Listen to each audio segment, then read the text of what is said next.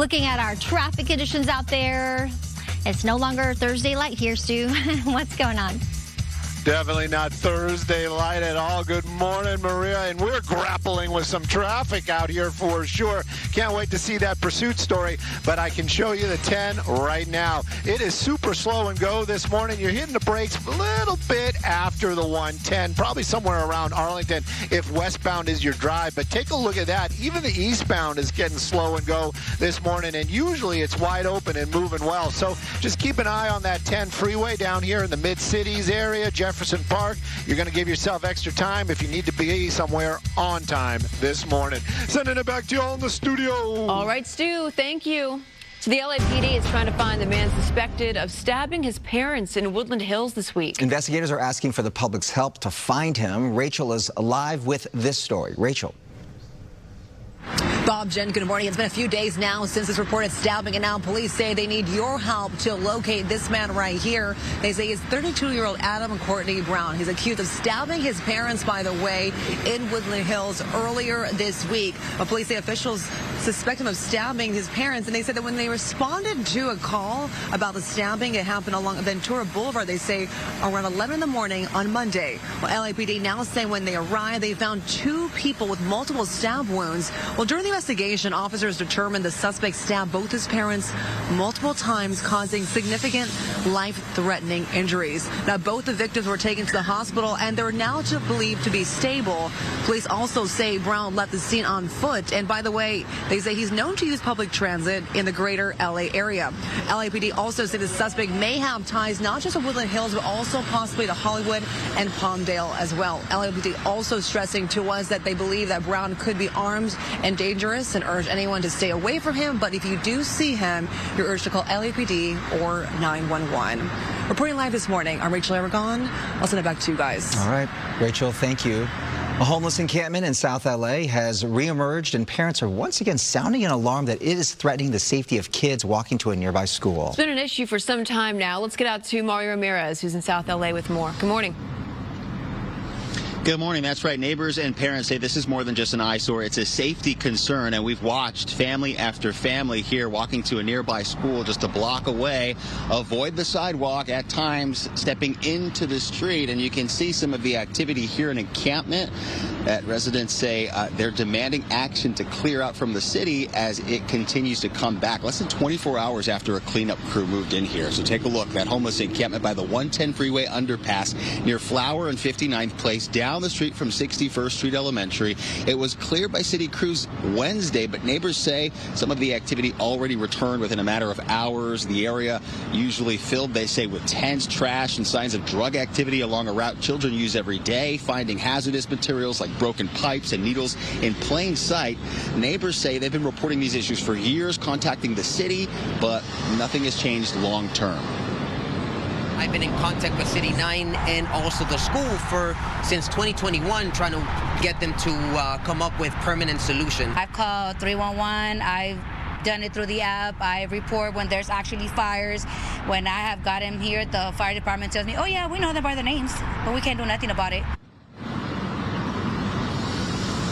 And we've been reaching out all morning. A spokesperson for District 9 Councilmember Kirk Price's office says illegal dumping and encampments near 61st Street Elementary are creating serious quality of life concerns for students and families. And they say crews have been doing cleanups and outreach, but the problem keeps coming back. A spokesperson releasing this statement to us, reading in part, our office is preparing to introduce a motion focused on protecting the area around the school, and we're moving forward with installing surveillance cameras to deter illegal dumping and hold offenders accountable. Now, what that accountability looks like is still unclear, but that's exactly what some of these residents have been calling for, more of a police presence or police cameras that would deter people from dumping under freeway overpasses like this one here. For now, live in the Florence neighborhood of South LA. Back to you. All right. Mario, thank you. Tensions remain high in the Middle East despite a ceasefire deal between the U.S. and Iran. That agreement is hanging in the balance after Israel attacked targets in Lebanon and Iran launched several missiles at Israel. Apparently, Lebanon is not protected under the current deal, which Iran says is a deal breaker. That Israeli attack becoming a devastating blow for terrorist targets. We delivered the biggest blow to Hezbollah since the Pages. We attacked 100 targets in 10 minutes in location Hezbollah was sure were invulnerable. Iran's foreign minister saying on X today, quote, "The world sees the massacres in Lebanon. The ball is in the U.S. court, and the world is watching whether it will act on its commitments." Iran says it has closed the Strait of Hormuz for now. Back here at home, the man accused of starting a massive warehouse fire in Ontario is expected in court this morning. Police say a social media post appears to show the fire being set. Take a look. You can see flames burning on a pallet of paper products there. 29-year-old Shamel Abdul Karim is in police custody. He's accused of arson. The Highland resident works for a third-party distribution company. Police say he was on scene when the massive 6-alarm fire erupted on Tuesday morning. Ontario police say they are still working to figure out a motive, although in the video, someone could be heard making comments about needing better pay. But they've not said if it's the suspect making those comments. Kimberly Clark, meantime, says it doesn't anticipate any shortage of toilet paper or other paper products because of the fire. And happening today, some LA residents or LAUSD residents rather, are ready to turn up the pressure on the district ahead of a possible teacher strike. 3 major unions have set an April 14th strike deadline. A coalition called Reclaim Our Schools LA says they fully support teachers and school staff in contract talks, and they're prepared to join them on the picket lines. The coalition, which is composed of parents, students, and educators, is set to hold a news conference outside LAUSD headquarters. That news conference is set for 10 o'clock this morning. Of course, we'll be there as well. NASA is getting ready for the crew of Artemis 2 to return home tomorrow after their historic lap around the moon. The Orion spacecraft now using the Earth's gravitational pull to make their way back. NASA says the ship has performed flawlessly so far. The 4 astronauts are reflecting on their life-changing flight. Commander Reed Wiseman says the highlight of the mission was when his teammates dedicated a moon crater to his late wife, Carol. When Jeremy spelled Carol's name, Carroll, I think for me, that's when I was overwhelmed with emotion, and I looked over and Christina was crying. I don't think there's anything I would say I won't miss. Part of our ethos as a crew and our values from the very beginning were that this is a relay race. Our purpose on the planet as humans is to find joy, to find the joy in lifting each other up. We have to get back. There's so much data that you've seen already, but all the good stuff is coming back with us. Just like the mapping of the moon, right? It's going to be so amazing. So we're going to be there for that splashdown. Our Artemis coverage begins 10:30 Friday morning right here on Good Day LA. We'll have special reports throughout the day. Splashdown scheduled just after 5 o'clock. There is a post-splashdown news conference at 7:30. We have you fully covered here. Make sure you get the Fox Local app, and of course we'll be streaming this all throughout the day tomorrow. Yeah, we'll have Nick Garcia out there on his way at 10:30 is when our coverage starts. It'll be amazing. It'll be really cool. Yeah. Welcome home. All right, still ahead. Riverside County deputies used a new tool called the Grappler during a pursuit, but it did not work quite as well as expected. We're going to show you that video. Also, visiting the Grand Canyon, a dream vacation for many of us. However, for some people, it will now cost a lot more just to go see it. We'll have all of those stories, but first let's get to Stu with a check on the morning commute. Hey, good morning, everybody. This traffic brought to us by My Home Sold. Gonna take a look at what we're seeing here on that 405. Now, they're in the Bel Air area. Now, southbound, you can see it right there. This is one of those times where, I'll take the Sepulveda Pass. Take a look at that. It is even worse than the 405. Would say this morning, ride that 405 all the way through the hill, and you'll make it southbound much faster than on the road. Let's take a look at that northbound. Yeah, definitely got some CHP action out there. Somebody getting pulled over. So if northbound's your ride, the ride might be a little better, but keep an eye on those speeds. Looks like they're doing some speed enforcement. Let's take a look at some traffic hotspots, shall we?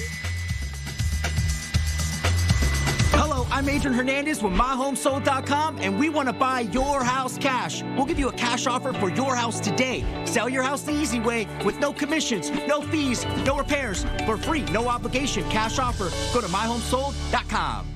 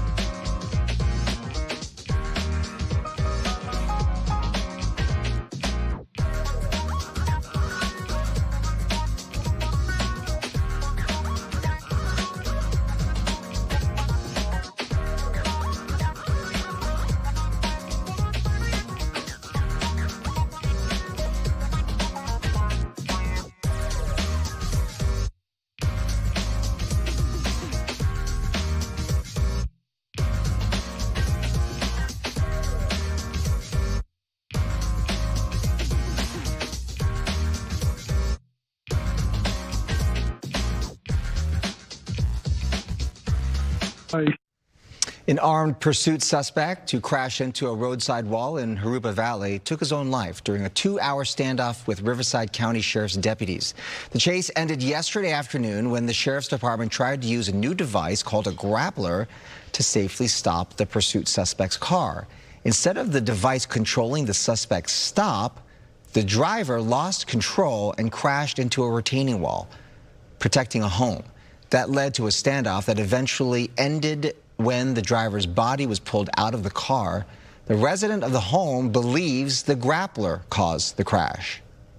It didn't work because it went straight towards the wall, and as soon as I seen it come towards me, I ran so fast. I didn't know if it was gonna crash past the wall into the next house or roll through the thing, barrel roll. I didn't know what was gonna happen. It was just get out of there. They could have got him a different way. They pretty much made him crash into our back wall, I would say.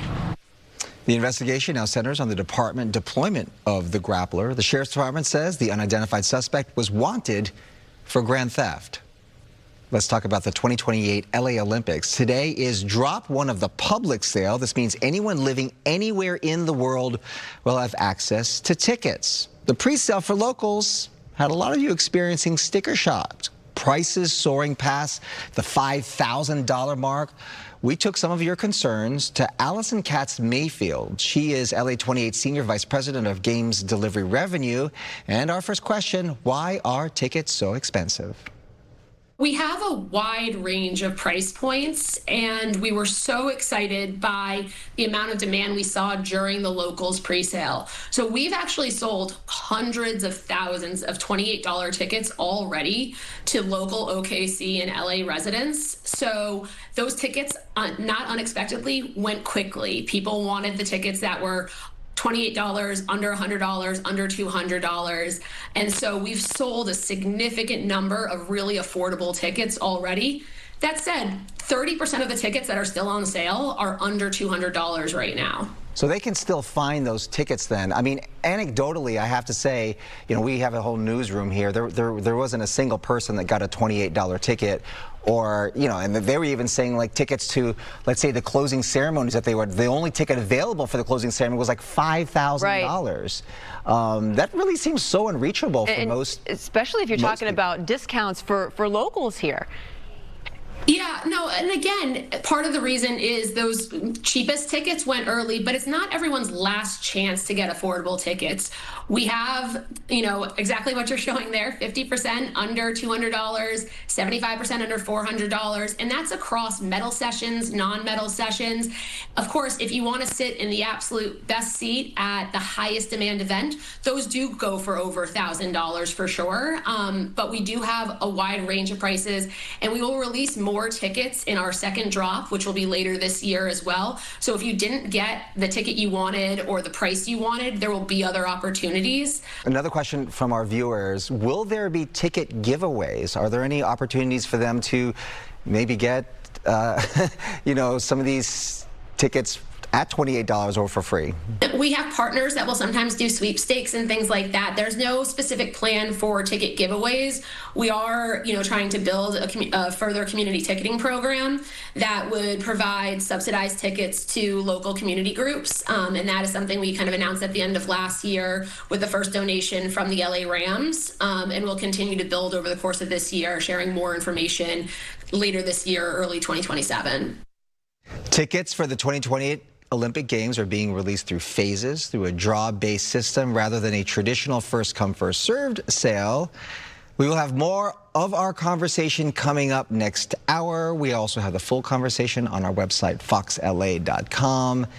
Still a lot of questions out there. The bottom line, Maria, is that she continues to say there's going to be more drops, yeah. And there will be, look out for more tickets out there that could be more affordable, right, for people. But we'll see. We'll keep on them. We'll keep an eye on the. I had a window myself. I was one of the lucky ones, right? I just couldn't justify the cost at that point, because there was nothing under like $150, and those were like for the ones that I did see, which we didn't really need to attend. They were like way down in. She's saying try again, like you know, once these other drops happen, that you should try again. So no, we're going to try again. We will. It's still a long ways away, honestly. So let's not get too discouraged, right? Is what she was saying. All right, weather-wise, we do have some nice weather today, but we are looking at a few changes already, just because of the onshore flow, which is strengthening. This is ahead of this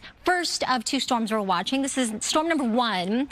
The track has changed just a little bit. It's moving just a little farther to the north, so most of the energy is going to stay into northern central California. We'll get the tail end, but not until late tomorrow. So it should not impact the splashdown with our astronauts from Artemis 2 coming down around 5:07 p.m. tomorrow. And the weather should cooperate. At this point, this is what we're seeing. Storm 2 will move in, and that's really going to just reinforce the wet weather, and it will also bring a little more instability. So chances for thunderstorms, I think, greater as we get into later Saturday night into Sunday morning. Until then, it will be kind of on again, off again showers on Saturday. So if you have plans, just be prepared for that, okay? That low will be out of here by Monday afternoon into Tuesday, so we'll see some sunshine. As far as how much rain, anywhere from 1/10 to 1/4 inch of rain for the coast and valley. So not a whole lot through the weekend. And then some of the higher elevations could get 1 inch to 1.5 inches. So it just depends on where you are.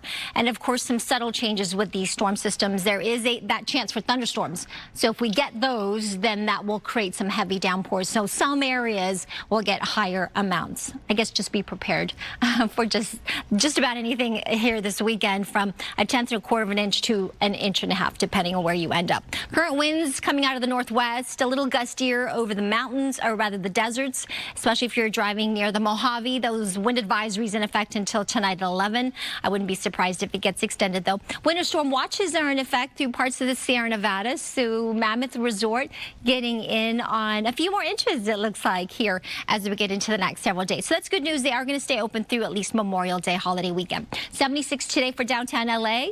67, I think, by this afternoon in Laguna Beach, with some partly to mostly cloudy skies, but it should stay dry. Thousand Oaks, 74 degrees at 1 p.m. this afternoon. That sun trying to break through the cloud cover around 2 o'clock in those mid-70s. And then Ontario, similar conditions in the upper 70s later today. All right, stay with us. We are going to be right back after this quick break. So don't go anywhere.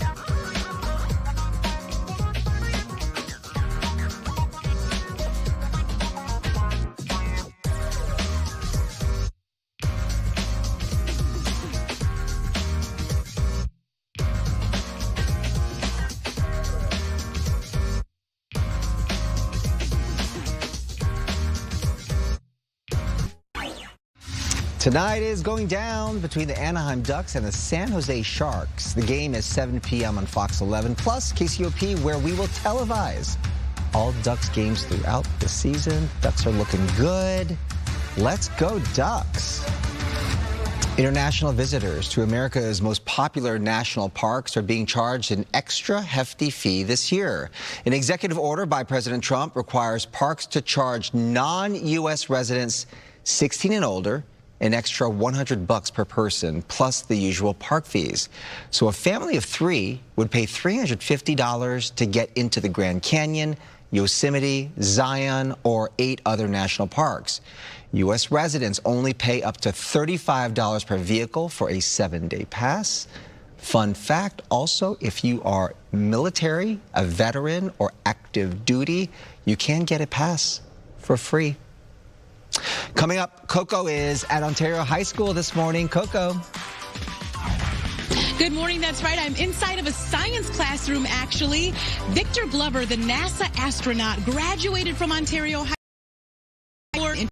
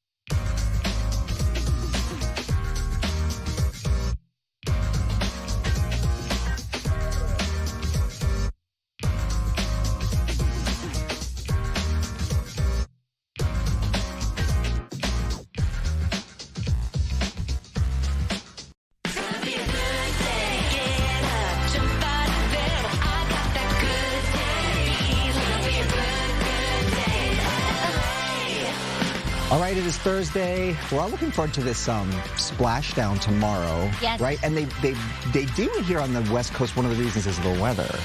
But then we could in San Diego, it's usually but we could have some rain. Yeah, so we're going to be watching the weather very closely. The storm's kind of pushing to the north a little bit, and so I think it's actually looking a little better. Oh, okay. That being said, though, you know, Mother Nature sometimes has a mind of her own. So we're going to watch it carefully, and it could happen anywhere between really Catalina south to Baja. And I mean, the Navy, which is going to be doing this, is, you know, they're used to operating on like really heavy seas, so it's not like they're not going to be able to pick them up, right? It's gonna be a successful. But they have criteria. Yeah, I mean, their criteria is pretty strict. Like the winds have to be less than 10 miles per hour, no rain, and a certain amount of cloud cover.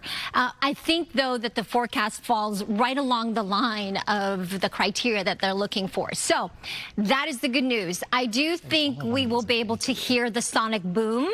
So we should pay attention tomorrow afternoon and kind of look up, because it could, I mean, honestly, yes, that chance is there, anywhere from Catalina south towards San Diego and Baja. So yeah, just keep your eyes peeled just in case. We are watching 2 late season storms on the way. The clouds will increase today, and you'll notice the cooler temperatures, and that shower chance will come late tomorrow. So I would say after that splashdown and then into early Saturday morning, and then we'll get little breaks here and there before the second system moves in late Saturday into Sunday. We need it. Look at, it's been pretty warm actually all month long, with the exception on Thursday where we got that average high, and then we get a little bit of rain that first day of April. So it would be nice to add a little bit more, and it could be anywhere from 1/10 to 1/4 of an inch of rain to maybe 1 inch to 1.5 inches up in the higher elevation. So this is the outlook here with some of that blue showing up on the map for our higher elevation areas. So that range is there. Santa Clarita, you've got about a 20-24% chance for some showers on Saturday, increasing to nearly 80%. So a little more widespread as we get to Saturday night into Sunday, and then less chances as we get into early next week. So better weather and drier next week. Today, 76 for downtown LA. And that sunset 7:20 this evening. Let's check in on traffic now. I've got Samada back in studio with a look at our freeways. Hey, Samada. Good morning, Maria. Good morning, everyone. Yes, take the time you need to prepare your vehicle for the approaching storm system. But at this hour, we do have this ongoing SIG alert. Unfortunately, it is taking away 4 lanes of traffic. And yes, that does include the HOV lane, eastbound 118 at the 405, due to a semi that collided with the multiple other vehicles. A lot of cleanup work being done there. And that semi-truck actually part of it went into the westbound lane. So both directions being impacted at this hour. You want to make sure you plan accordingly. Here's a look at our real-time traffic. In and out downtown looks good. Just a little over half an hour through Mid-City to get to Santa Monica, and a little over half an hour as well, westbound 60 from 57 coming inbound, and a better looking freeway here. This is going to be both directions. The 91 eastbound side really nice at this hour, westbound side also moving along.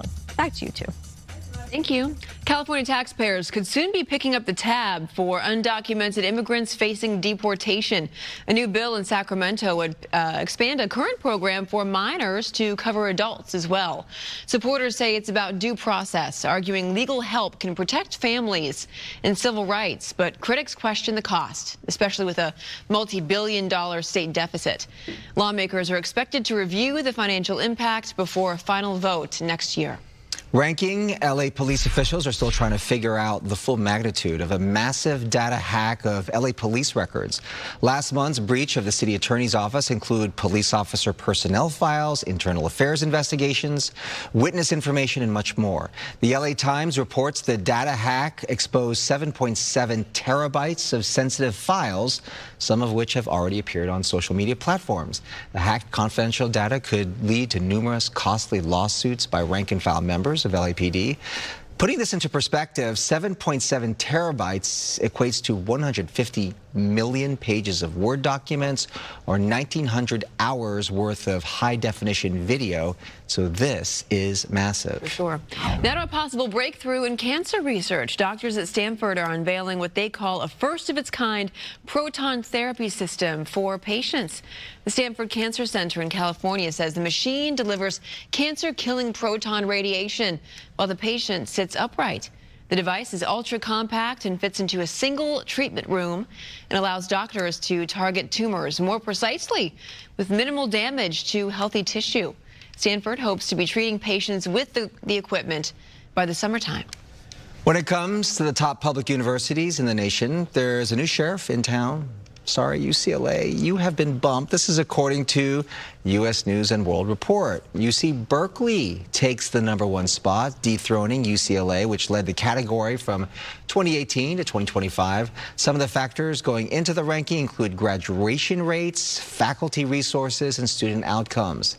Despite the slip, the school's stats are super impressive, with a highly competitive acceptance rate of around 9%. 9%. Meantime, UC Berkeley's is at 11%.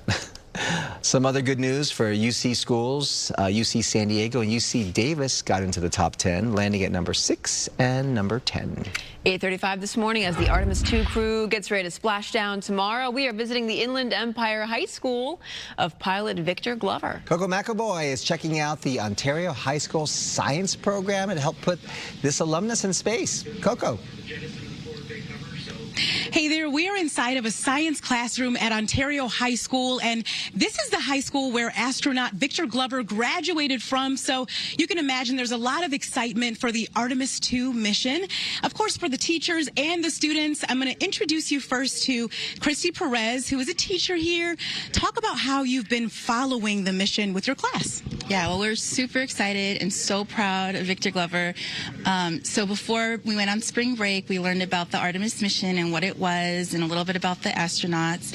And then when we came back on Monday, we watched part of the launch and we looked at what we could about the flyby and told the students to go home, watch the flyby. They're breaking Apollo 13's record for being the farthest away from Earth. The cool thing about that is it's going to be the 56th anniversary of Apollo 13 this Saturday. So incredible. I was just emphasizing this is so historic. He graduated from here. He's like our hometown hero.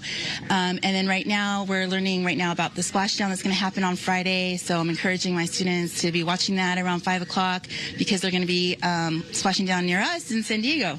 So we're just incredibly excited and proud. Oh, yeah, and you have a lot to be proud about. And about 2 years ago, Victor Glover actually came to this high school and met some of the students, including me here. So, what was it like to meet Victor Glover? So it's was amazing to me, and he's very nice, very kind, and he made me want to try work hard and improve my life, improve myself. Yes. I love that. And Christopher, same question for you. You also had the chance to meet him. What was it like? He was a nice person. That was one thing I remember, that he was like generally a good person to be around, and he definitely was like just saying that just do what you have to do to achieve your dreams or goals. So yeah. Absolutely. Yes, and I know you're planning to pursue the medical field, so congratulations to you going down the science path as well. So, and that's a great thing. Ontario High School really has great science programs, so you can imagine that the splashdown tomorrow evening will be watched by a lot of students here at Ontario High School. I'll send it back to you. Like, watch the splashdown and then get ready for the prom. Then go to the prom. And then get ready for the prom. Exactly. Big day. Prom is tomorrow. Big day. Big day. Gosh, wow. Oh, prom. Thank you, Coco. Busy day at Ontario. Oh, prom season. Throwback Thursday, right? Do you remember those days? Of course I do. I didn't go to my prom. Do we need to recreate a prom okay. for you? No, it's okay. What's going on? It was fine. It's fine. Do you want 7 prom dates? You've got it. Yeah. You know what? We should take you to a high school prom. Is it too late? Okay, this weekend's probably out, but is it too late? Does it go till May? We'll get it next year, maybe. Next year? You know what? Next year we're taking Bob to prom. Yeah. Yes. Show us your dance moves. Does anybody out there have a late prom? Does anybody have a late prom? Let's go. Yeah. We should go. If they have a late prom, we want to bring Bob to prom. Yeah, I was just so shy. Prom for people who've never been to prom. Let's do it, right?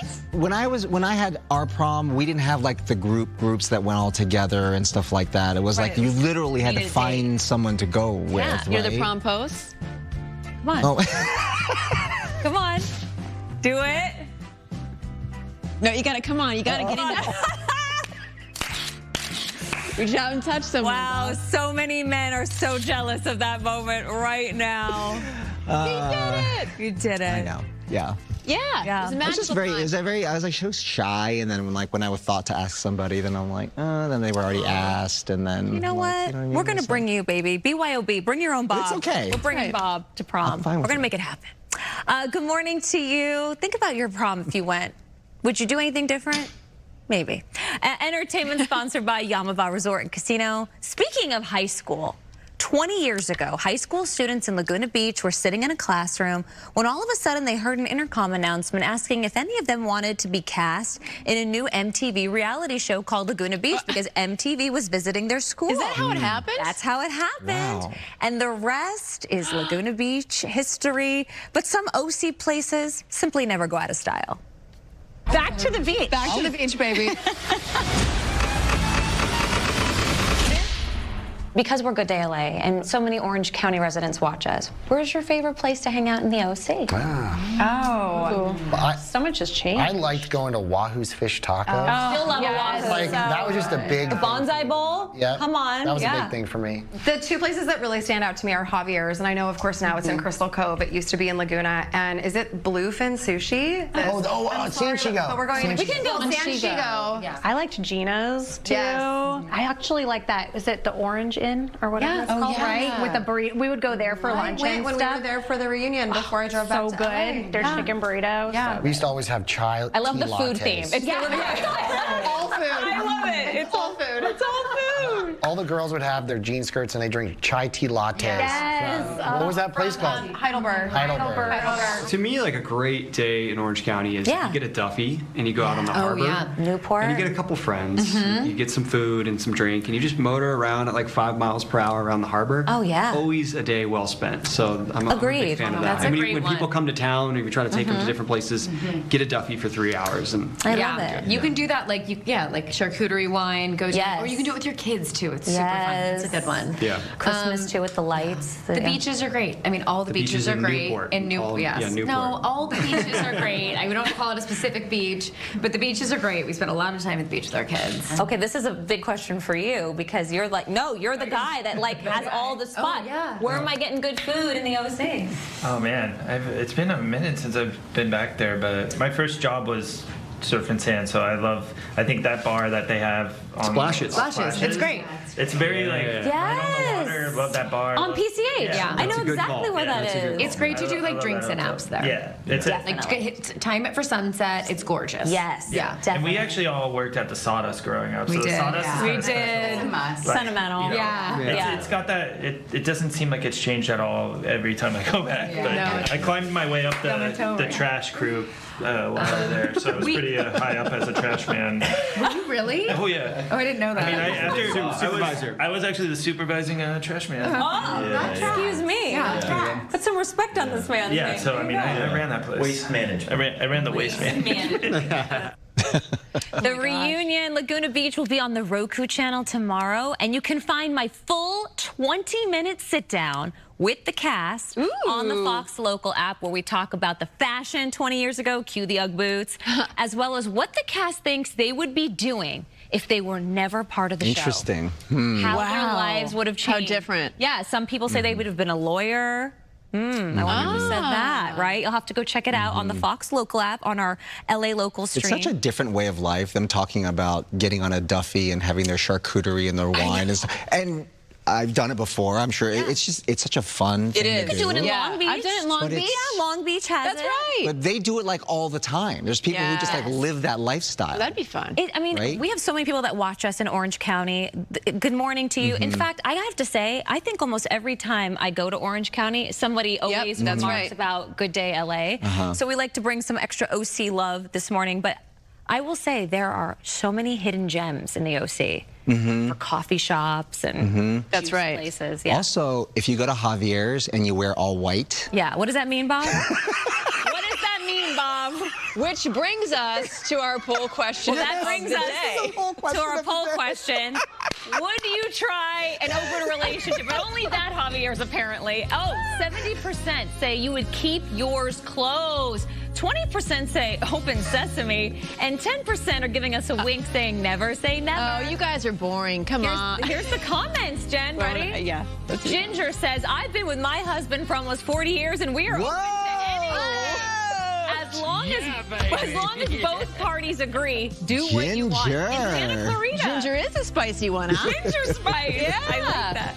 And we've got one more. Stacy says, nope, took care of all that in my 20s. Go to foxla.com/vote to let us know. Oh my gosh, I love you guys. Never too late. Never too late. So great. So great. We love our audience. Coming up, Today encourages you to take a trip down memory lane as if we haven't already. Right? It's National Cherish an Antique Day. Brooke showing us how one business owner is giving life to old furniture pieces. First, let's get a check on traffic. Oh, Bob DeCap, that is right up your alley. You know, antique shopping, that's all Bob. Oh, I thought you were talking about wearing white. Cherish an Antique Day is every day when I'm working with Bob. Good morning, everybody. Good Daily Traffic is sponsored by Jacob and Ronnie and calljacob.com. We have a very busy morning. Here's the SIG alert. If you're heading eastbound 91 at McKinley Street through the Corona area, we do have a multi-vehicle crash there, taking a couple lanes of traffic, speeds down to 5 miles an hour, and they are working to clear that. And the other big story, of course, traffic-wise, a semi crash earlier this morning, and it has both directions tied up. It occurred on the eastbound side of the 118 right there, the 405, and it's slow and go. A heavy-duty tow truck on the way. Slow on the northbound side of the 5, southbound side, not too bad. Here's a look at some other traffic hotspots. I looked up and just ran. Maybe we need to seek somebody who does have the expertise to be able to guide us through the process. If you're getting to an accident, you're in good hands by dealing with Jacob and Ron. Call Jacob.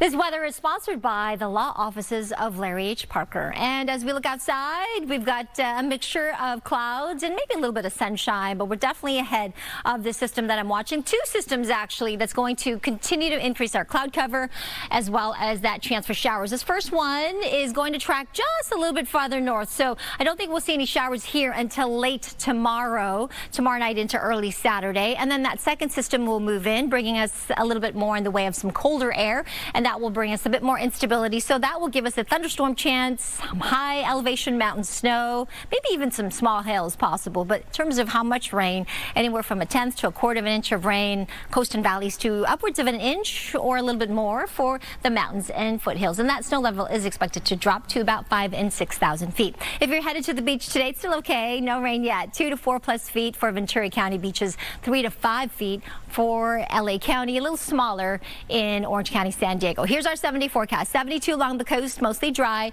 That rain should start around late Friday night into Saturday morning. A little bit of a break, actually, in between Saturday and Sunday. Some on again, off again showers before that second system moves in on Sunday. Downtown LA, 76 today. That 30% chance for showers on Saturday to 50% chance on Sunday. 80 in the valleys and the Inland Empire. Look how it cools off to the upper 60s on Sunday. The mountains, 61 degrees. That snow level dropping by late Saturday to around 5,000 and 6,000 feet. So Big Bear, our local mountains should get some light snow. 77 in the high desert areas, down to just 59 on Sunday, but a lot of sunshine expected next week. And in the Coachella Valley, 93 today. I think you'll be okay for the concerts on Saturday with that 10% chance for showers, but on Sunday, a 40% chance for showers with those temperatures cooling in the low 70s. I'll send it back to you. All right, Maria, thank you. Do you love collecting old things? I do. I love it. He does. Today is your day. It's National Cherish an Antique Day. Brooke is celebrating with an expert in El Sereno. Good morning.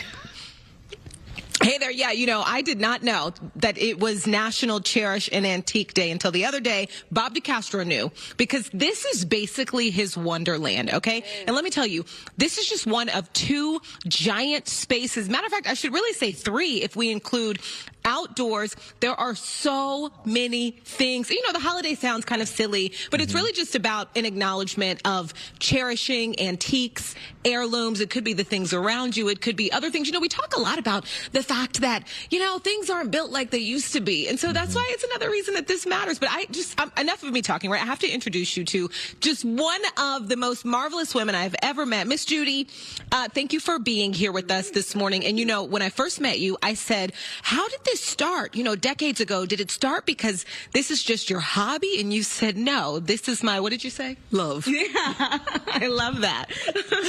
My kids say, this came first. Yeah.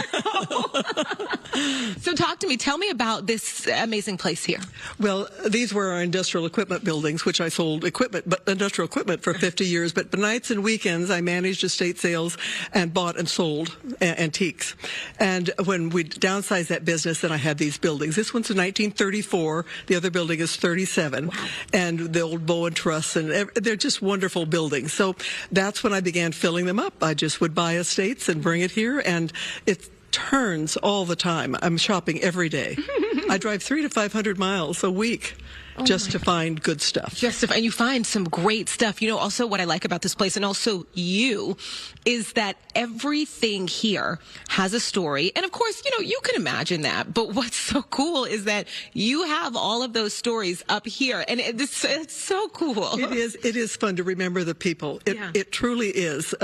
Remarkable, durable, sustainable, wonderful people through the ages that have bought nice and kept it nice through the years. And so this furniture, all very durable, sustainable, and passed along to new generations. And it's that connection. And that's what the young people love. I love it that your age group just loves the connection. Oh, Miss Judy, thank you so much. Bless you. I just had a birthday, and I don't know if you guys heard that back in the studio. She considered me when she said, you young people. I just want to, let me know if you need her to repeat it. But I appreciate that. No, talk to me. If we have 30 seconds left, do you think you could tell a quick story about something we could see in this room? Oh, yeah. Yeah, okay. Yeah. Let's talk about this cash register right here. Okay. This came out of a restaurant in Illinois somewhere, a small town. Outside the restaurant was also a bell, a big school bell, probably 18 inches in diameter. And this small community from World War I through World War II, if there was a casualty from their community, they rang the bell, and everybody knew someone. They didn't know who yet, but someone had been killed in the war. Just the way to honor them. So the bell sold long ago, but the cash register is still here. And I love on the back, it says, welcome home. Yeah. And that's the way I feel here. Welcome home to all the people that come, because this is home. All these things are from homes of some type. Yeah, Bob, our vet, Bob, I feel like, should we get this for you? How much is this, Miss Judy? You know, I have a budget when it comes to buying something for Bob, but maybe, Carlos, maybe we could go half-seas. Well, no, okay. Well, no. All right, we'll see. Let me see, Bob, you know. I may have to get your card number. That's really cool. I love that. It is cool. Back to you. Great, beautiful stuff. Yeah. Wow, you could get lost in there. I love it. I know. And just a beautiful personality here with Miss Judy. I know, Miss Judy. We love all the stories. I'm definitely going to come see this. It's the young people come visit her. that make me feel young. I'm 82, so I'm going to do this as long as I can, but it is your age group that just, I love girlfriend. She looks fantastic. And they've taught me more about the internet and using it, because I'll say, do you know how to do this? And they're just quick to give me tips. Love it. Miss Judy, thank you, Brooke. Thank you, Brooke. Thank you, Miss Judy. Let's check in with Roxia. Good morning. Good morning. The Trump administration investigating LA public schools in connection to gender identity, what parents need to know. Plus, HHS Secretary Robert Kennedy Jr. getting a podcast, the type of content you can expect from his episodes. Those stories and more. See you at 9.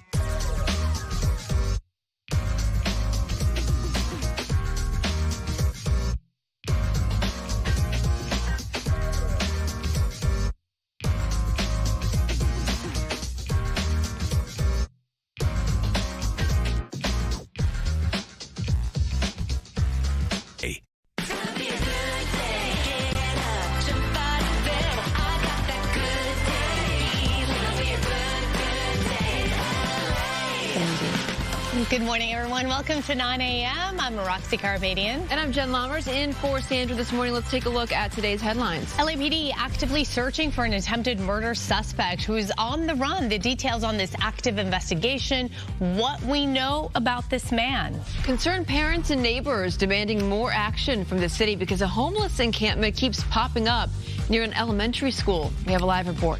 And do you have parking anxiety? Other than street parking and paid lots, this is a big deal because we have another parking option that you probably don't know about that will save you a lot of time, energy, and money. I'm going to tell you about it. Maria, I'm telling you, this shooketh the newsroom. Oh, really? When we discovered this. My anxiety is the spots are too small.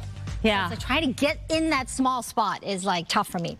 Okay, Amanda, thank you. Good morning. We have a couple of storms that we have been watching all week, and I'm going to time it out for you. But this is that first one. You can see the counterclockwise spin. The bulk of the energy is to our north. We're going to get the tail end of this front. And this system has kind of pushed a little bit farther north. So we're adjusting the timing and the intensity, or at least the amount of rain we're expecting now as we get into late tomorrow. This is with Storm 1. Right now it's dry. It is mostly in the 60s, 64 in Woodland Hills, 66 downtown LA, 64 in San Bernardino, 46 in Big Bear to that 75 in Palm Springs. High temperatures today, still pretty warm out in the low desert, 93 with plenty of sunshine, with a cloud cover extending into some of the high desert areas, 77 there, 61 up into the mountains with some breezes. Downtown LA, a little cooler. You'll notice yesterday it was 80, today 76, but that is still above the average. Around 80 for the valleys and the Inland Empire to that 72 along our coast. Again, I'll show you the timeline. We'll talk more about how much rain you can expect and where when I come back. In the meantime, I'll send it back to you. All right, Maria, thank you. Some breaking news right now. A man suspected of stabbing his parents in Woodland Hills is on the run this morning. So police are now asking for the public's help to track him down. We have Rachel Aragon live with the story. Good morning.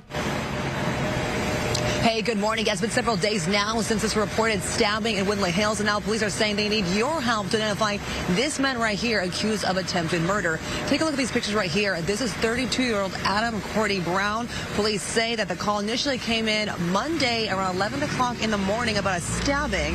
Officials now confirming they believe the suspect stabbed his own parents in Woodland Hills.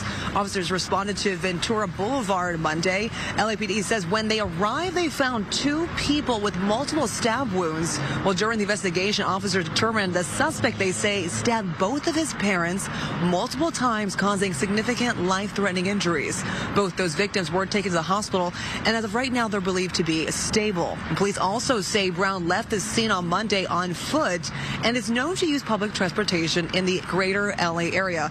LAPD also telling us the suspect may be well known not just in the Woodland Hills area, but also may have ties to Hollywood as well. They also believe he is armed and dangerous, so they're warning the public if you see him to avoid him, but do report him if you can to either 911 or LAPD. Reporting live this morning, I'm Rachel Aragon. I'll send it back to you guys in the studio.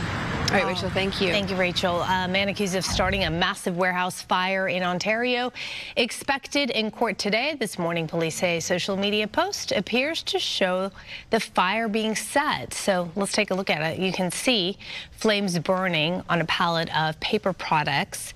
29-year-old Shamel Abdul Karim is the man police have in custody, and he is the one accused of arson. The Highland resident works for a third-party distribution company. Police say that he was on the scene when the massive 6-alarm fire erupted on Tuesday morning. Ontario police say they're still working to determine a motive, although in the video someone could be heard making comments about needing better pay, but have not said if it's the suspect making those comments. Kimberly Clark says that it doesn't anticipate any shortage of paper, toilet paper, diapers, or other paper products because of what happened on Tuesday with this fire. A federal judge, meantime, has sentenced the so-called ketamine queen to 15 years in prison in the overdose death of Friends star Matthew Perry. Prosecutors say Jasveen Sangha marketed herself as an exclusive drug dealer to the Hollywood elite. She is the third of 5 defendants to be sentenced in the high-profile case. Sangha admitted that she sold Perry 25 vials of the drug just 4 days before he died. She was visibly shaken as she listened to victim impact statements in court. The investigation revealed that Perry struggled with lifelong addiction. All right, frustrated parents want the city to come up with some sort of permanent solution to a homeless encampment, which they say endangers their children walking to school in South LA. Yeah, let's go to Mario right now, standing by with the details. Hi, Mario. All right, CHA, good morning. We're in the Florence neighborhood of South LA, and the issue is still very visible here this morning, less than 24 hours after city crews actually moved in to clean the area, and you can see the encampment there that's popped back up. It is about a block from a local elementary school, and residents are demanding more action to keep this activity out of the area and away from kids going to and from school. So take a look. The encampment by the 110 freeway underpass near Flower and 59th Place down the street from 61st Street Elementary. It was cleared by city crews Wednesday, but neighbors say within hours the activity has already returned. They say the area quickly fills up with trash, tents, and signs of drug activity with broken pipes and needles in plain view. Concerned parents and neighbors say they've been reporting these issues for years, contacting the city, but say nothing has changed long term. This is an everyday thing. They clean it up, they come back in a few days, actually the same day. The city comes, they clean it up in about a month. The same thing, they have volunteers from the school that come over here and clean it up. The city can't even come do it. I got emails, I got emails to the city, to the mayor, to Representative Curran Price.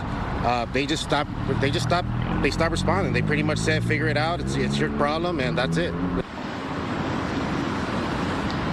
And this is what we saw firsthand this morning. Family after family walking past the encampment here under the freeway, walking into the street at times. A recent study from UCLA found that for every one person connected with social services in Los Angeles, 5 people are displaced, often returning to the same area or somewhere nearby. Now, we reached out to the city, and a spokesperson for Councilmember Curran Price's office released a statement to us, and it reads, in part, our office is preparing to introduce a motion focused on protecting the area around the school, and we're moving forward with installing surveillance cameras to deter illegal dumping and hold offenders accountable. Now, what that accountability looks like is still unclear, but residents are looking forward to those proactive measures from the city. For now, live in South LA, I'm Mario Ramirez. Back to you. All right, Mario, thank you.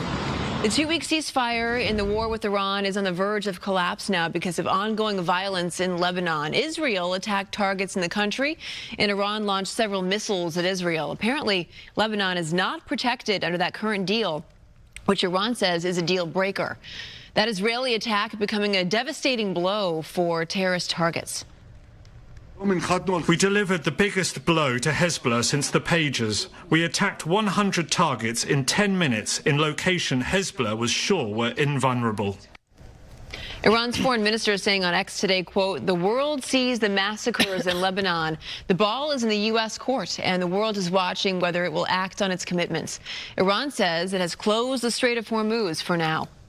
The U.S. military will automatically register eligible men for the Selective Service Draft System later this year. They say the change is part of a broader effort to strengthen national defense by ensuring the country can quickly expand its armed forces if needed. The automatic registration will be in place by December. This affects eligible men, that's ages 18 to 25. Women are exempt from registering. Military service has been optional since 1973, and the last time the U.S. had a draft was the Vietnam War. This morning, the Justice Department has reportedly launched a civil rights investigation into LAUSD's policies involving gender identity. The New York Times is reporting that the review was triggered by a lawsuit from parents who say the district kept them in the dark about their child's transition, and that the secrecy contributed to their teen's eventual death by suicide. The 2019 policy was designed to protect trans students who may not feel safe at home, but federal officials say they're examining whether it violates parents' rights. Popular California coffee chain will no longer be displaying pride flags. CEO of Phil's Coffee, the San Francisco-based coffee chain, says the decision was made to create more inclusive experience across all stores, saying it includes, quote, removing a variety of flags and other decor. There is, though, now an online petition to reverse that decision. There are about a dozen Phil's locations throughout Southern California. According to the Wall Street Journal, Disney is planning to cut up to 1,000 jobs in the coming weeks. The layoffs are part of an ongoing cost-cutting effort and will mostly impact its marketing department. The company says this move aims to address challenges like lower streaming profits and tough competition. Disney is also merging its Disney Plus and Hulu platforms into one app. New CEO Josh D'Amaro is focused on streamlining operations and boosting the company's struggling stock performance. 9:09, Amanda's got your entertainment headlines after the break, including a major collab between Old Navy and a hit 2000s movie launching a sequel. Everything is from our high school years. I like that. Making a comeback. I love it. All right, we'll get to that. But first, let's get to a check on traffic with Maria. And Good Day LA traffic is brought to you by DTLA Law Group Accident and Injury Attorneys. Here's your real-time traffic map. We're going to zoom in here to that continued SIG alert, that semi-crash on the East 118, just where the 405 ends. And in just the last 30 seconds, I swear, I just looked at it, it has actually improved significantly on that 405, but that back up all the way to Havenhurst. This is that crash near Granada Hills. Here's one of our live traffic cameras. This is the westbound 22 east of Magnolia out towards the OC, and it looks good. Actually, both sides of that 22 looking good. Drive times in and out of downtown LA. It's a little slow on that West 10 going towards Santa Monica between the 5 to the 405. A little over 30 minutes there. And then on that North 110 between the 405 to the 10, 22 minutes. Westbound 60 between the 57 to the 5, 32 minutes there. Now here's some of the other traffic hotspots. This broadcast is locally sponsored by DTLA Law Group, Auto Accident and Injury Attorneys. Have an injury? Text Injury Help to 40222 or visit us online at calldowntown.com. Message and data rates and usage may apply.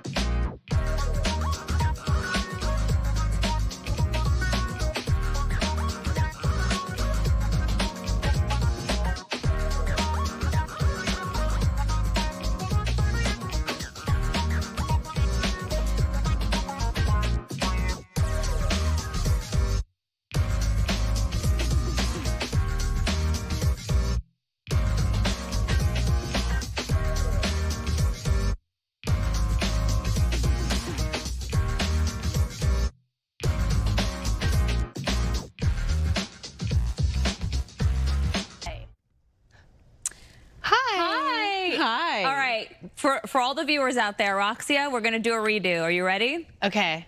Oochie Wally Wally. Oochie Bang Bang. Yeah, she knows. Listen, Jen, I know, okay?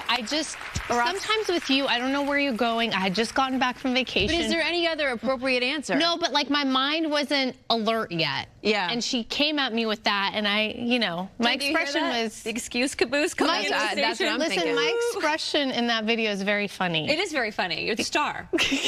Yeah. People are commenting. Go to our Instagram. We did the Uchiwali trend challenge. From the window to the wall. Okay. That's right. You want me to keep going? No, we can't. Okay. You are invited to the club, girl. It's a morning show. You are invited to the club. Yes. Okay. Entertainment sponsored by Yamava Resort and Casino. Okay. Speaking of trivia, Roxy, put you on the stage here. Name this movie. I may be a beginner at some things, but I've got a black belt in shopping. Is that Clueless? No, but that's a very good guess and very close. Maybe this will jog your memory.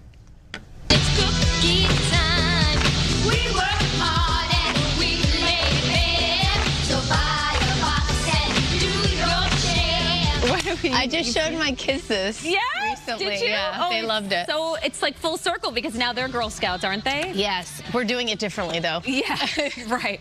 Get psyched for a sequel that you didn't know you needed. Can you believe Troop Beverly Hills was nearly 40 years ago? Oh, my gosh. Starred Shelley Long as the pampered housewife trying to prove her daughter that she could rough it as a Wilderness Girls leader. Well, now Cameron Diaz is going to be in the sequel, and we do know that Cameron will star in this sequel, but we don't know who the rest of the cast will be. We don't know when it'll be coming out. That's all we know right now. We're excited, and we're going to keep you posted. I hope it's still in Beverly Hills, and I hope we shoot it here in LA. That's right, in very Beverly Hills. important. In Beverly Hills would be preferential. But if you shoot it in Van Nuys, I'll be happy to say keep Hollywood home.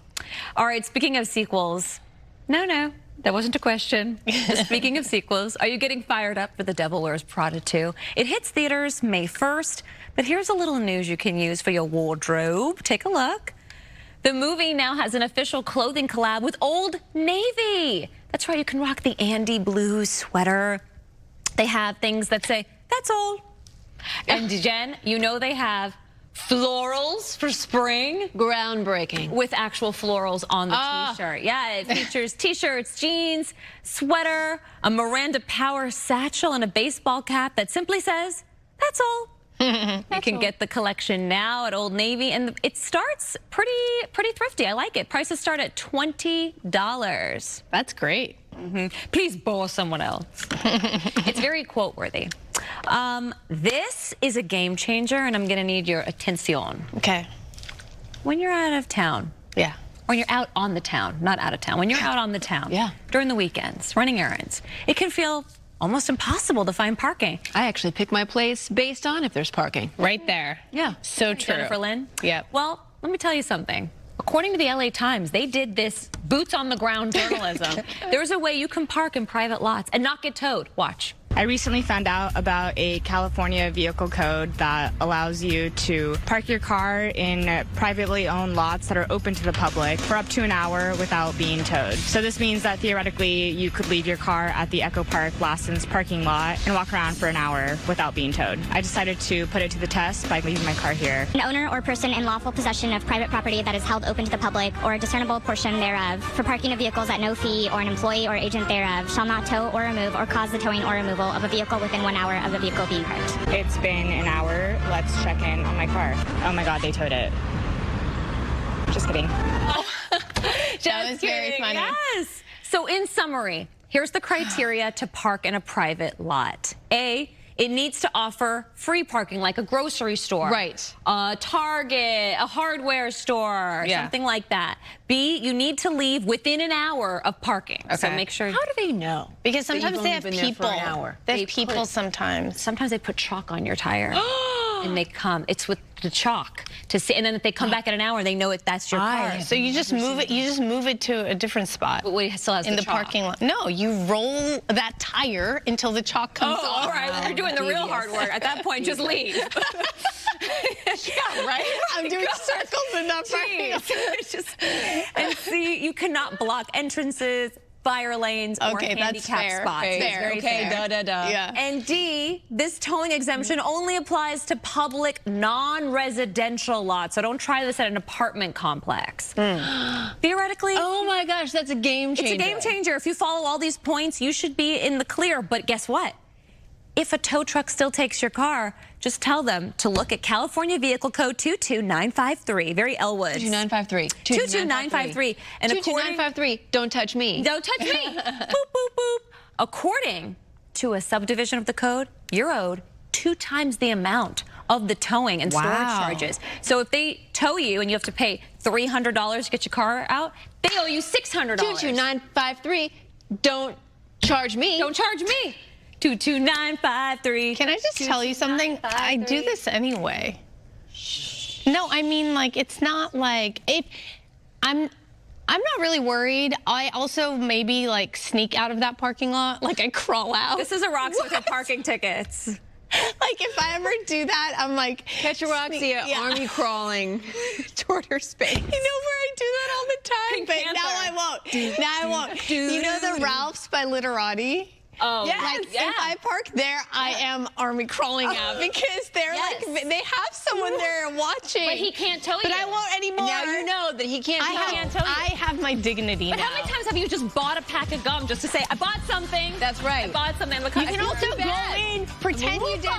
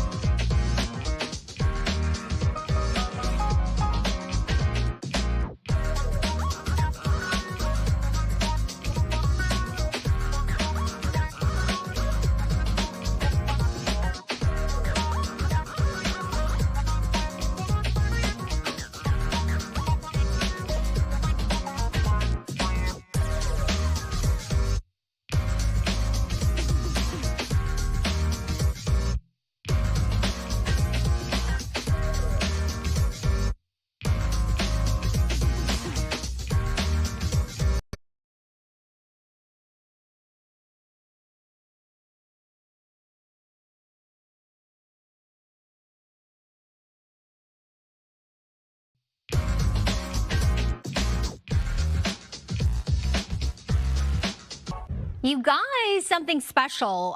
Jackie was here by herself just like literally 30 seconds ago, and then in comes Shadow. They're both there, making sure the little eaglets are fine. Is that cute? Getting it done together. Co-parenting. They're co-parenting. Yes, they're a great model. These two stuck it through, you know, hard times, good times, and Right now, we're looking at some pretty nice weather there in Big Bear, but there might be some snow. As we look at the weekend, we do have a couple of systems that we're watching. This weather is sponsored by Pechanga Resort Casinos. Here's that area of low pressure that we've been watching all week. This is the first of 2 storms that we're watching to move in. It has tracked a little bit farther north, so I think the bulk of the energy will stay northern central California, but we'll get the tail end, and I don't think we'll get those showers until late tomorrow into Saturday, and then most of Saturday will be kind of on again, off again showers before the second system moves in. This is going to be bringing in a little bit more cold air, so a little more unstable, chances for more widespread rain, I'd say late Saturday into Sunday with a chance, small chance, for some thunderstorms. So there could be some small hail possible. And then the rain totals will vary quite a bit, from 1/10 to 1/4 of an inch of rain for some areas near the coast to about 1 inch possible for the mountains and foothills. And if we get those thunderstorms, we'll get some of those heavier downpours, which could mean higher rain totals. So you just have to be prepared for just about anywhere in that range this weekend. 72% chance for some showers there in Santa Clarita on Sunday. And again, with that chance for some thunderstorms. I'll show you the extended outlook in just a few moments. Back to you. All right, Maria, thank you. Last hour, we asked you the following question. Are you swingers? No. Would you try an open relationship, okay? It's going up. Wow. Keep mine closed, 62% of you. I like the music. 28. Never say never. Wow, daring 10% of you. Okay, Susan, it's hard enough to have one man and another. That is very good point. That is a good point. You know what? Good point. Susan in Palmdale, I love it. Harold, no open door policy here. I'm happy with my Harold. What a gent you are. And Mimi. Yes, absolutely. Commitment and love is different than sex. Oh, Mimi, Mimi. Wait, that reminds me of the clip I just saw of Nikki Glazer. Yeah, that's why Did you see that? Poll. Yeah. Okay, that's okay. Welcome to the party, Rocky. Well, I didn't know that was the story before. But hers is one way. She says he can hook up with the woman, but she doesn't want to hook up with another man. Which is interesting. Yeah. If only you could hear our producer in our ear. I agree with you, by the way, producer. I do agree with you. Did you guys weigh in on that? We did not weigh in. We actually did not weigh in on this one. Why don't you go ahead and weigh in? Yeah, I mean, I think you know my answer. Like, if you want to die, then go ahead. Absolutely not. I mean, it's a no for me, dog. Like, I wouldn't want to do that. Yeah, no, of course not. It's a no for me in my house, but I would not judge if somebody else in their house wants to do each their own. I would definitely judge. I know people who are in open relationships. I'm gonna judge. Anyway, there you have it. But it's a no for us. It's a no for us. Don't forget, tonight it's going down between the Anaheim Ducks and the San Jose Sharks. The game is at 7 p.m. on Fox 11 Plus, KCOP, where we televise all Ducks games throughout the season. Quack, quack, we'll be right back.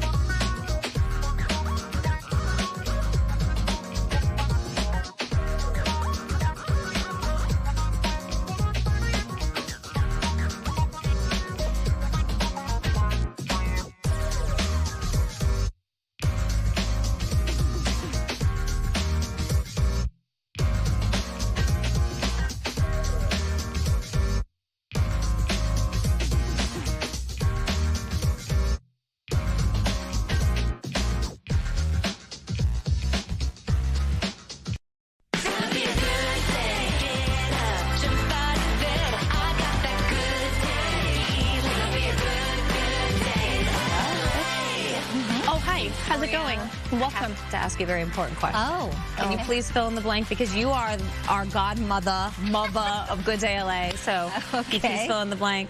Uchi Wally Wally. Wally Wally what? Oh no. Ollie Ollie Oxen. Wally Wally what? What?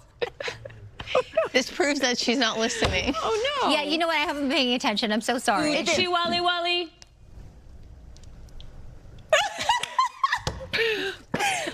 Jen, Uchi Wally Wally. Uchi Bang Bang.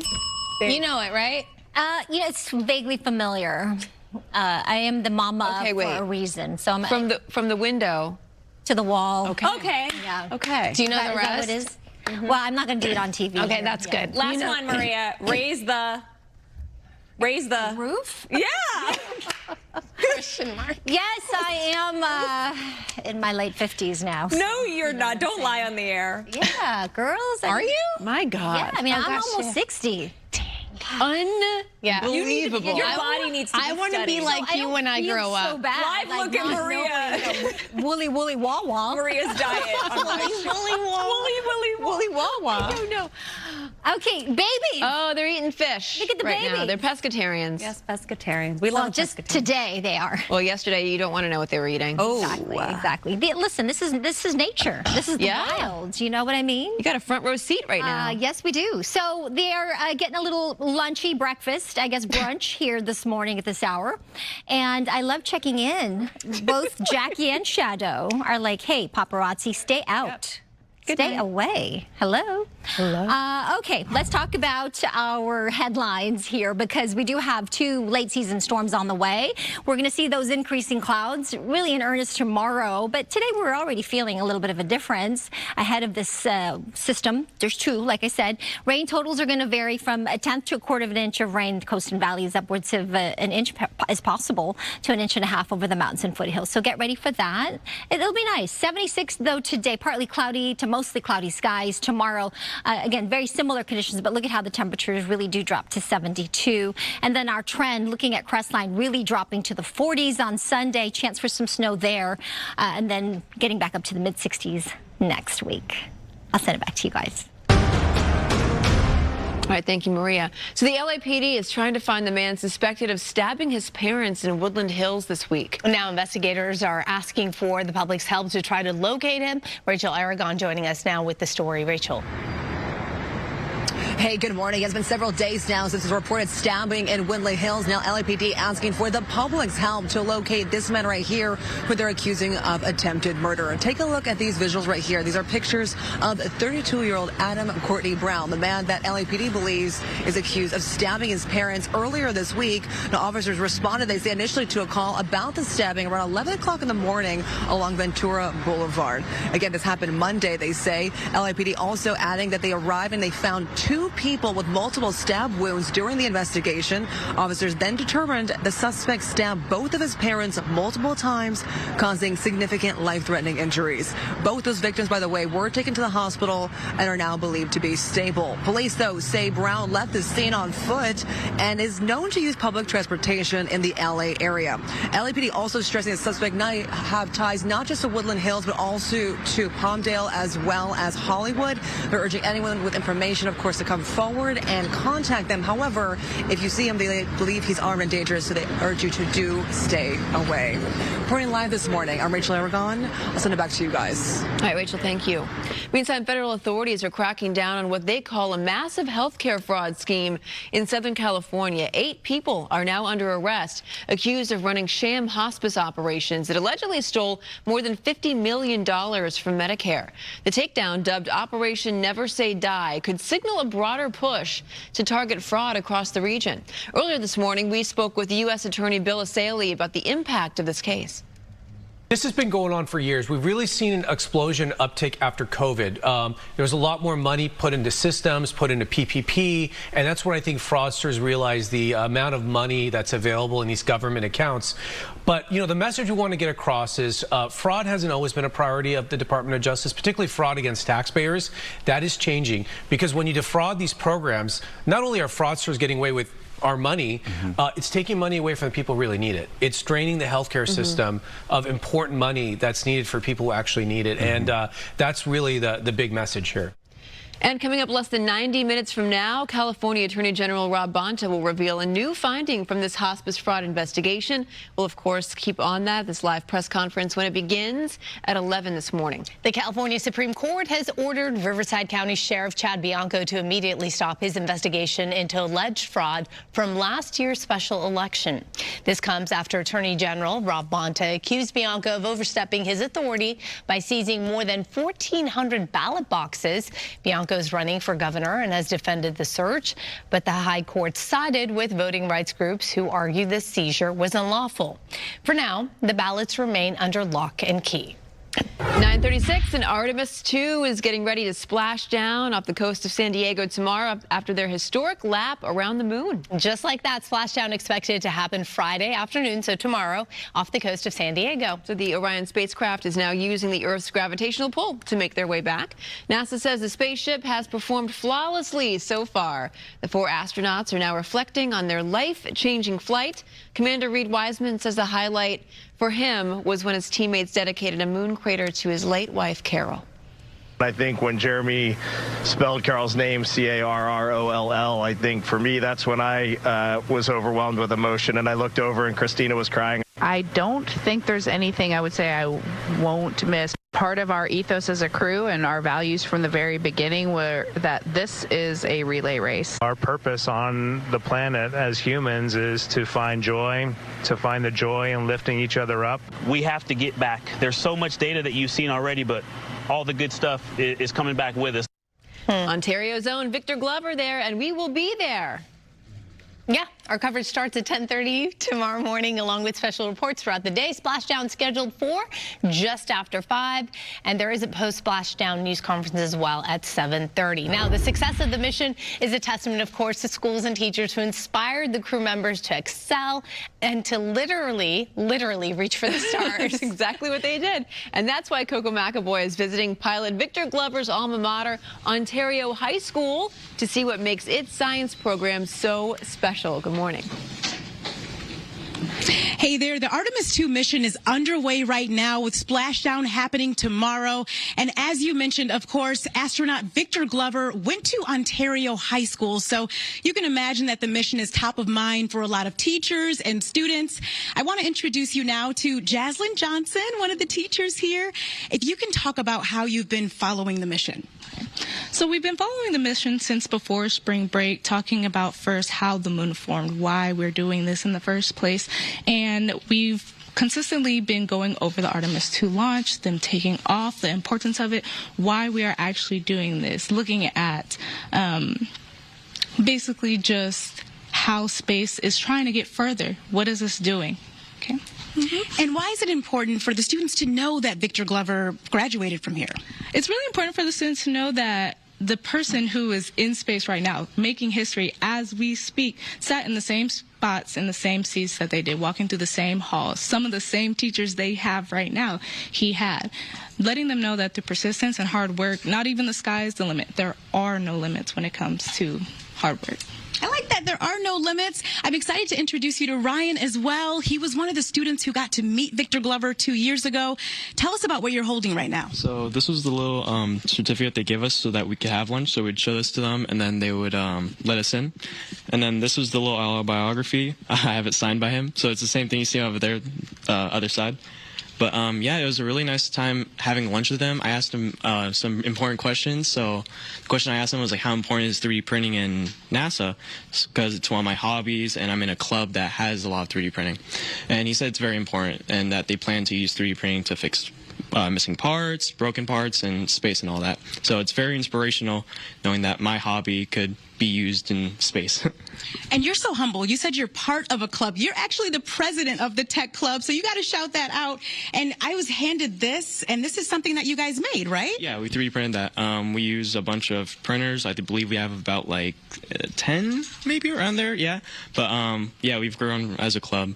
But we've all been looking at the Artemis mission since before April, because we know it's been delayed a couple of times, and even then we were still keeping up with it. Very cool. And going into engineering yourself. Yeah, going into engineering myself. This is also a very inspirational moment. Having talked to him, know that there are no limits, and it's only yourself who could push you that far.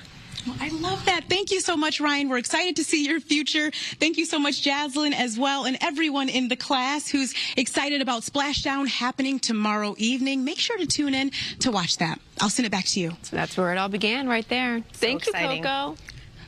Okay, so let's talk about the 2028 Olympics. In just a few minutes from now at 10 o'clock this morning, the public sale drops. So basically, general population, anybody can buy these tickets. We got to jump on it here in Los Angeles. But anybody in the world will now have access to these tickets. The pre-sale for locals, well, that had a lot of you experiencing some big-time sticker shock with prices soaring past the $5,000 mark, depending on what kind of event you want to go to and when. Earlier, we took some of your concerns to Allison Katz Mayfield. She is LA28's Senior Vice President of Games Delivery Revenue. So many of you told us about how quickly the cheaper $28 tickets sold out. You couldn't find any left. And the ones that were left were really expensive. So here's what Allison had to say about that. We always knew that there was going to be people who didn't get access to those $28 tickets right away. We knew that there was going to be some people that felt like our tickets were too expensive.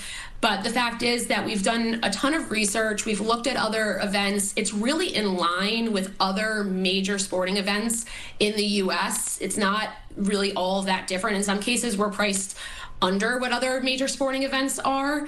And I think also, we do know that certain things sold out in this drop, but there's still a wide variety of sports. And I think part of the excitement of the games is the kind of discovery phase of maybe, you're really familiar with gymnastics.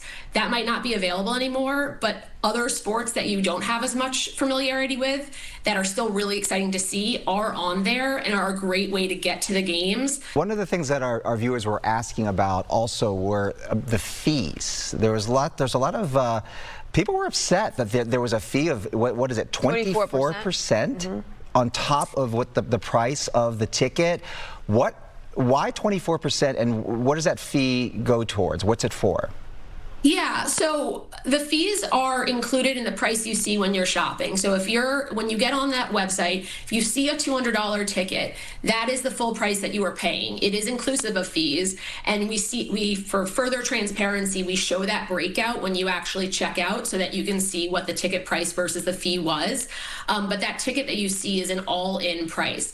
That fee goes towards things like payment and processing. It goes towards our customer service. It goes towards the infrastructure of the ticketing system, and is really pretty standard and in line with kind of those industry practices as it relates to ticket fees and event fees. Yeah, so after that interview aired this morning, I got more feedback from the audience who seemed to say, yeah, we couldn't find any $28 tickets. We couldn't find that price point. Were they satisfied with any of the answers? They were not. I'll be perfectly honest, they were not. The ones that I heard from, at least, were not. Maybe the ones who didn't write in, they're like, we have 2 years until this happens. Hopefully they'll figure it out. But I do know a lot of people I heard from were not satisfied. Tickets for the 2028 Olympic Games are being released in phases through a draw-based system instead of a traditional first-come, first-served basis. And that's it. Okay. Let's talk about old things. Do you love old things? National Cherish an Antique Day. That's what we're talking about. Yes, it's today. And Brooke is checking out a great spot for it in El Sereno. Good morning.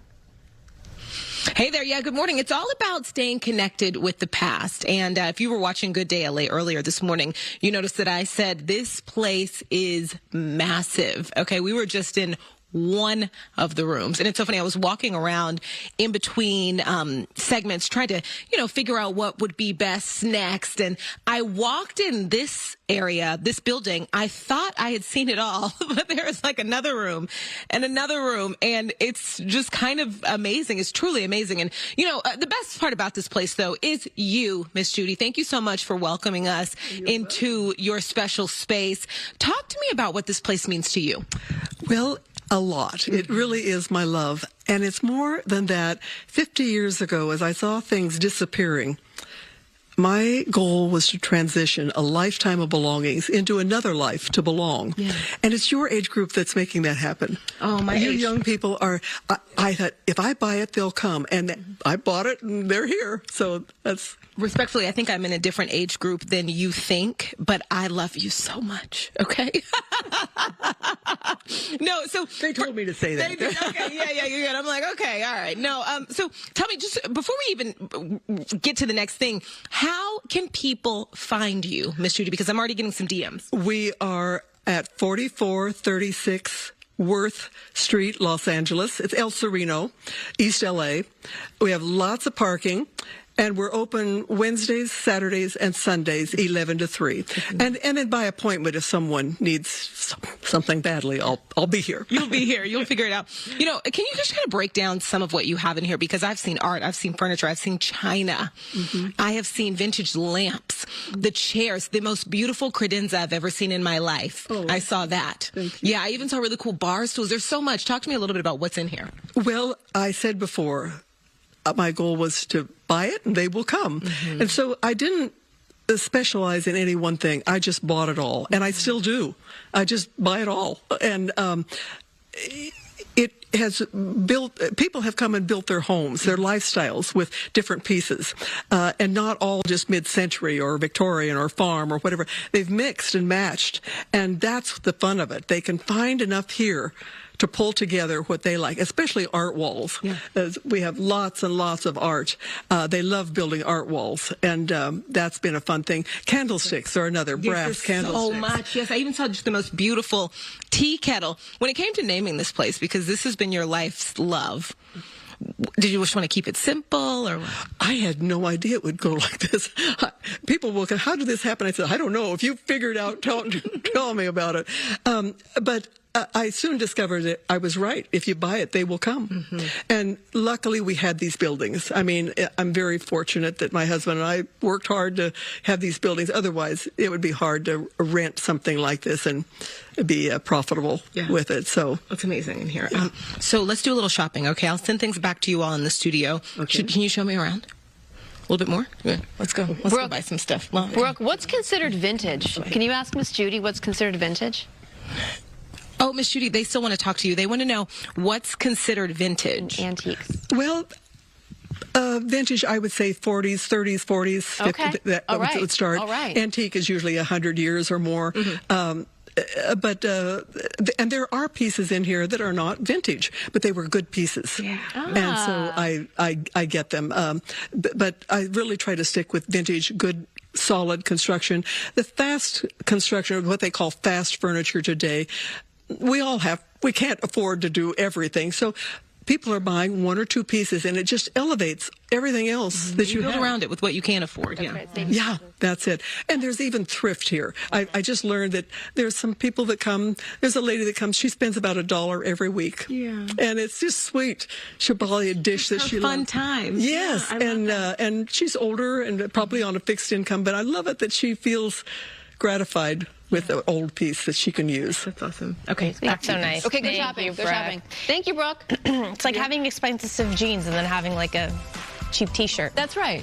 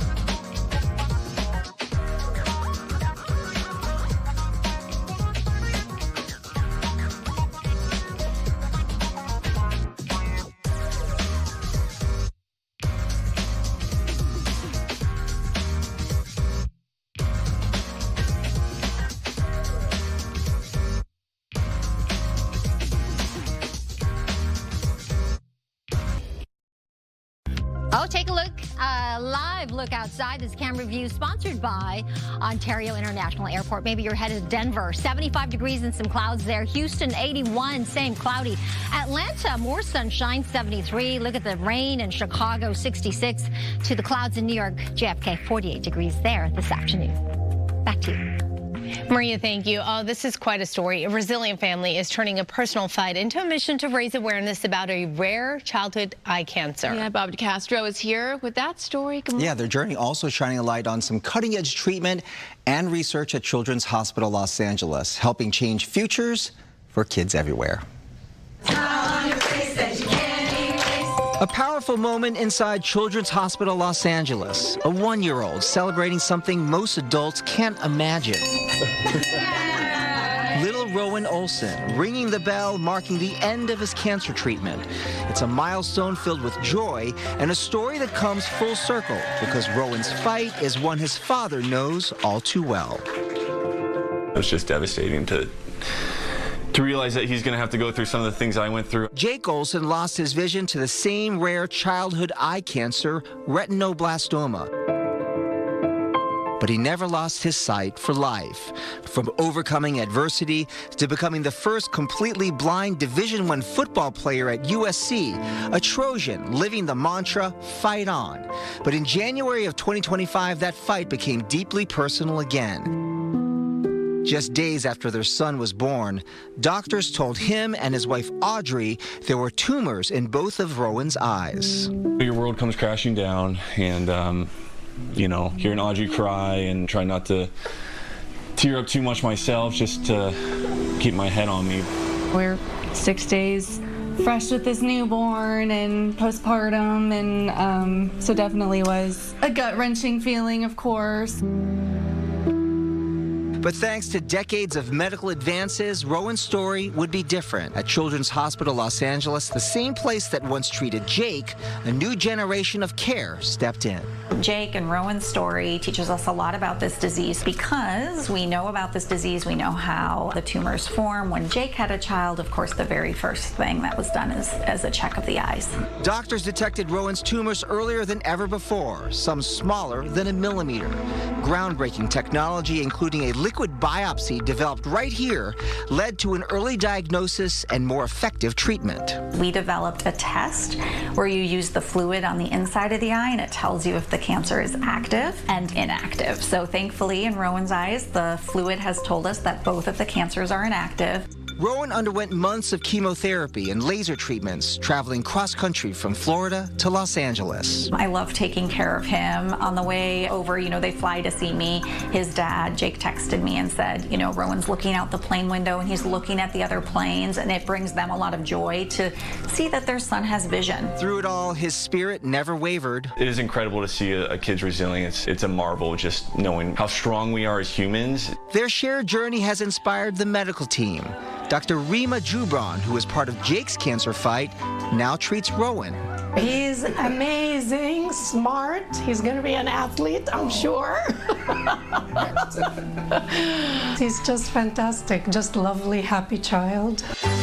Hopes are bright for this Trojan legacy. Well, one, that he's a USC fan, I guess.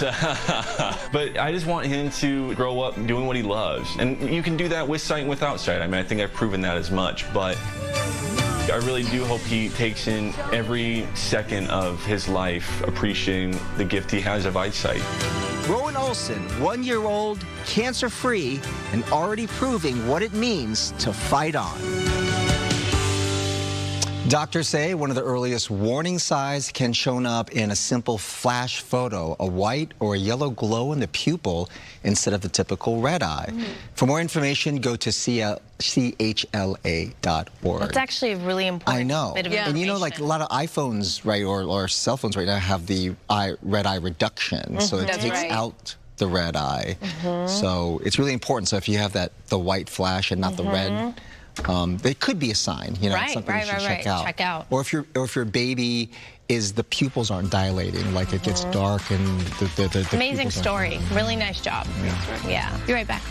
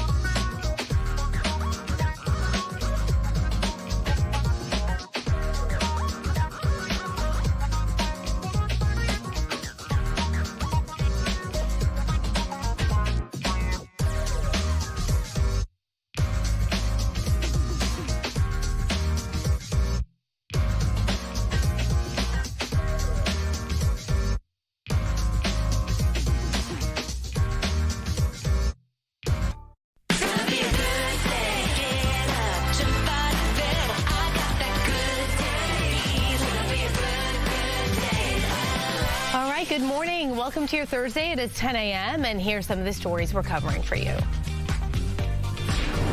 Concerned parents and residents are calling on the city to take action as a homeless encampment keeps popping up near an elementary school. And this morning, it looks like the city is stepping in. A live report coming up. Outrage and frustration over prices of Olympic tickets for LA 28. We talked to an Olympic official about the issue. We'll tell you what she says.